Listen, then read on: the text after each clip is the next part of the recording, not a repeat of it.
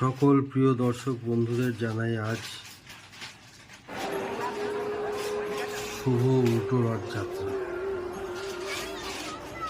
সকলে ভালো থাকবেন, সুস্থ থাকবেন, আর উল্টো রথে সবাই ঘুরবেন, ভালো থাকবেন।